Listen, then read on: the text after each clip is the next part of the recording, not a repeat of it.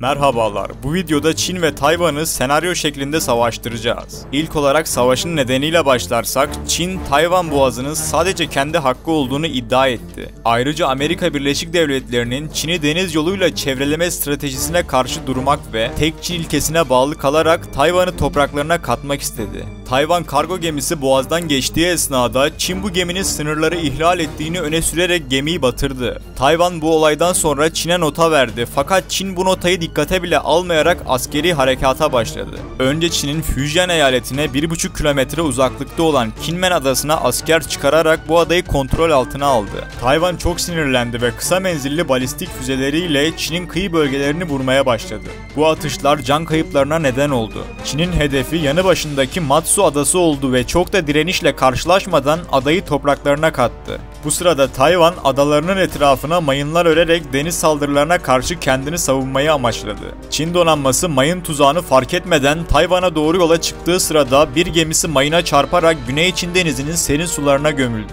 Donanma geri çekilerek bölgeye mayın tespit sonar sistemini getirdi ve mayınları imha etmeye başladı. Tayvan bunu fark ederek gemiye balistik füze fırlatsa da Çin'in hava savunma sistemi olan HQ-22 devreye girerek füzeyi engelledi. Çin mayınları temizlemeyi bitirdikten sonra Penghu adasına asker çıkarmaya başladı. Tayvan tankları bu çıkarmaya karşı adayı savunarak Çin'e zayiat verdirdi. Çin daha fazla donanmayla bölgeye çıkarma yapmaya karar verdi. Bu esnada Tayvan, Qingchuan-Kang üssüne yerleştirdiği ve kendi geliştirdiği Hsuan-Feng 3 isimli gemi savar füzeleriyle Çin gemilerini yok etmeye başladı. Ayrıca zaman kazanan Tayvan, Deniz Filoları Komutanlığı'nın 124. filosunun konuşlandığı Zuoying bölgesinden savaş gemilerini bölgeye getirdi. Burada gemi savaşı sürerken Tayvan kuzeyindeki Keelung şehrinden gemilere yerleştirdiği tanklarla Çin'e taarruza geçti. Fujian bölgesinden toprak kazanmaya başladı. Çin ordularını deniz kıyısına doğru kaydırarak savunma pozisyonu aldı ve topçu ateşleriyle Tayvan tanklarını imha etti. Donanma savaşında denizaltılarını bölgeye getiren Tayvan bir Çin gemisini batırdı. Çin karşılık olarak daha yüksek teknolojiye sahip 0.96 denizaltısıyla üstünlük kurmayı başardı. Böylece ilerleyerek Penghu adalarına da Çin bayrağını dikti. Tayvan topçu atışlarıyla adayı hedef aldı. Çin savaş uçaklarını bölgeye getirerek topçu birliklerini vurmaya başladı. Tayvan ise karşılık olarak kendi savaş uçaklarını kaldırdı ve şiddetli bir hava savaşı başladı. Bu sırada daha batıda bulunan Sincan Uygur Özerk Bölgesi isyan bayrağını çekti. Uygur Türkleri gece yarısı beklenmedik büyük bir saldırıyla Kaşgar'da yer alan 6. Mekanize Piyade Tümeni'ni rehin alarak buradaki birçok silah ve mühimmatı ele geçirdi. Yurdun dört bir yanına dağıtarak silahlı mücadeleye başladılar. Çin buraya hava bombardımanları yapmayı düşünse de bölgenin yarısının Han Çinlisi olduğunu bildiğinden vazgeçti ve bölgeye kuvvetler sevk etti. Çinli kuvvetler ve Doğu Türkistanlılar arasında çatışmalar devam ederken Amerika Birleşik Devletleri Tayvan'ın yanındayız mesajını yineledi. Bu açıklamalardan sonra ABD gelişmiş Patriotlarından birini Tayvan'a gönderdi. Tayvan ABD bayrağını kaldırıp kendi bayrağını yerleştirdi. Ardından Güney Çin Denizi'nde devam eden uçak savaşında Çin'e ait bir savaş uçağını düşürdü. Tayvan savaş uçakları ilerleyerek Fujian bölgesini bombalamaya başladı. HQ-22 tekrar devreye girerek Tayvan savaş uçağını etkisiz hale getirdi. Çin envanterinde tuttuğu Fujian 18 uçak gemisini kullanmaya karar verdi. 80.000 ton taşıma kapasitesi ve 316 metre uzunluğuyla dünyanın en iyi uçak gemilerinden biri olup ayrıca elektromanyetik mancınıklara da sahipti. Bu uçak gemisini Tayvan'ın doğu kıyısından çıkarma yapmak için Filipin denizine getirdi. Uçak gemisinden kaldırdığı savaş uçaklarıyla bölgeyi bombalamaya başladı. Tayvan nüfusunun %90'ı batı tarafında yaşadığı için bölgede yaşayan kesim sığınaklara saklanarak saldırıdan kurtuldu. Çin tanklarını karaya çıkararak bölgeyi topraklarına katmaya başladı. Batıda ise Çin tankları ile ilerliyordu. Uygurların mühimmatları tükenmek üzereydi. Hintli Müslümanlar karşılıksız para ve mühimmat göndererek destek oldular. Ardından Urumqi kentindeki 11. Motorlu Piyade Tümeni'ne yapılan baskınla çekilli topçuları da envanterine kattı. Böylece Çin tanklarına karşı üstünlük kurmaya başladı. Ancak Çin daha fazla destek tank kuvvetleri göndererek Uygur çekilli topçularını yok etmeye başladı. Özellikle Kaşgar ilinde şiddetli askeri çatışmalar yaşanıyordu. Türkiye destek olarak Bayraktar TB2 SİHA'sını Uygurlara gönderdi ve böylece Çin ordusuna zayiat verdirdi. Diğer taraftan Çin, Tayvan'ın doğu kıyılarını kontrol altına almıştı. tanklarını ilerletmeye çalışsa da ortalama 3000 metre rakımlı merkez sıra dağları geçit vermedi. Bundan istifade eden Tayvan tankları vurmaya başladı. Çin batı kıyısından çıkarma yapmaya çalışsa da her seferinde gemi savar füzeleriyle vuruluyordu. Bu yüzden envanterinde bulunan çok güçlü bir savaş uçağı olan Chengdu J-20'yi kullanmaya karar verdi. Çin'in ürettiği F-35 olarak nitelendirdiğimiz bu uçağın maksimum hızı saatte 2126 km ve yakıt ikmalsiz 5500 km maksimum mesafe yapabiliyor.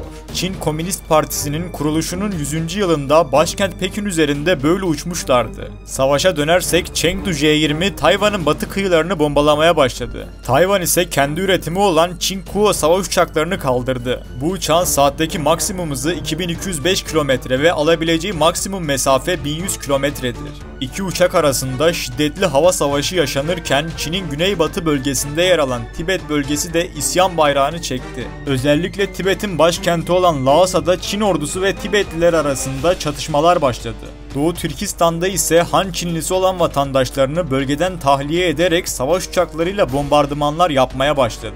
Türkiye bu katliama daha fazla dayanamayarak S-400 hava savunma sistemini Kırgızistan'a gönderdi. Böylece sınırdan Doğu Türkistan hava sahasını korumaya başladı ve bir Çin uçağını düşürdü. Tayvan batısında yaşanan uçak savaşında Chengdu J-20'ler galip geldi. Tayvan'ın zor durumda olduğunu fark eden ABD 2 adet F-35'i Tayvan'a gönderdi. Bu uçaklar arasında çıkan savaşta birbirini düşürdüler. Ancak envanterinde 200'den fazla J-20 uçağı olan Çin için önemsizdi. Tayvan'ın ise F-35'leri tükenmişti. Başka bir çözüm arayan Tayvan, donanımlı mühendislerine düşen J-20 uçaklarının bilgilerini Patriot hava savunma sistemine yüklemesini söyledi. Böylece Chengdu J-20'ler radarla tespit edilip düşürülmeye başlandı. Türkiye S-400 ile Uygur sahasını korumaya devam ediyordu.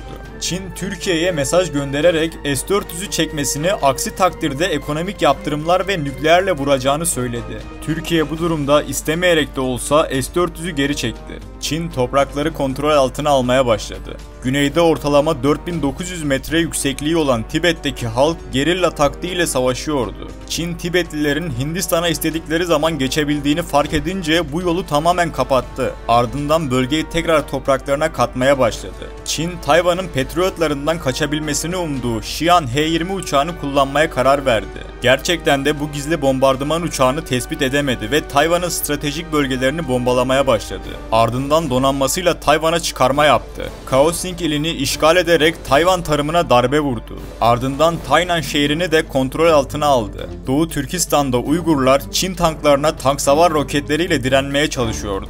Diğer taraftan Çin kuvvetleri havadan da bombalıyorlardı. Tibetliler ayrıca açlıkla da savaşıyordu. Nepal sınırdan Tibetliler için yiyecek gönderdi. Çin donanması Tayvan'ın en güneyindeki Hengchun şehrine asker çıkararak en iyi turistik şehirlerinden birini kontrol altına aldı. Ardından seri bir şekilde ilerlemeye devam etti. Tayvan işgale karşı füze saldırıları yapsa da Çin HQ-22 hava savunma sistemini Penghu adasına getirerek füzeleri havada imha etti. Hemen sonrasında çok hızlı bir şekilde ilerlemeye başladı. Tayvan istihbaratı Çin'in başkent Taipei'ye hipersonik füzeyle saldıracağını haber aldı ve 12 milyon kişinin saklanabileceği yeraltı sığınaklarına saklanmaları emrini verdi. Tayvan halkı erzak depolayarak sığınaklara akın etmeye başladı. Tibet ve Doğu Türkistan ne kadar dirense de teknoloji üstünlüğü olan Çin'e karşı toprak kaybetmeye devam etti. Çin sesten bile 5 kat daha hızlı hipersonik füzesini Taipei'ye fırlattı. Halkın sığınaklara saklanmasından dolayı can kaybı yaşanmadı.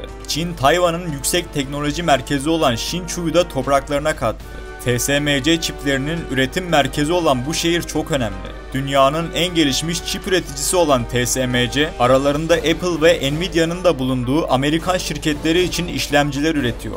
TSMC Başkanı bir açıklamasında kimse TSMC'yi zorla kontrol edemez. Bir askeri güç veya işgal alırsanız TSMC fabrikasını çalışmaz hale getirirsiniz demişti. Gerçekten de işgalden sonra üretim durdu ve ekran kartı kıtlığı ortaya çıktığı için oyun piyasasını kötü yönde etkiledi. Çin ordusu başkent Taipei'ye daha da yaklaştı. Taipei kuşatmasında karşılıklı iki ordu da çok büyük zayiatlar verdi. Sonucunda Çin ordusu Taipei'ye bayrağını dikerek bütün Tayvan'ı kontrol altına aldı. Barış müzakereleri Çin Halk Cumhuriyeti, Tayvan, Şincan Uygur ve Tibet özerk bölgeleri arasında yapıldı. Antlaşmaya göre Tayvan Çin'e bağlanacak ancak özerk statüsünde kalacaktır. Tayvan özerk bölgesi kendi içinde seçim yapıp başkan seçebilecek. Dış işlerde ise Çin'e bağlı olacak. Tayvan ve Çin anakarasını birbirine bağlayacak 230 kilometre uzunluğunda bir denizaltı tüneli inşa edilecek. Çin dünya kamuoyunda kötü imajını iyileştirmek için Tibet ve Şincan Uygur özerk bölgelerine yeni haklar tanıyacak, Doğu Türkistan'daki asimilasyonu durduracağına dair bir taahhüt de verdi. İzlediğiniz için teşekkürler. Videoyu beğenerek daha fazla kişiye ulaşması için katkıda bulunabilirsiniz.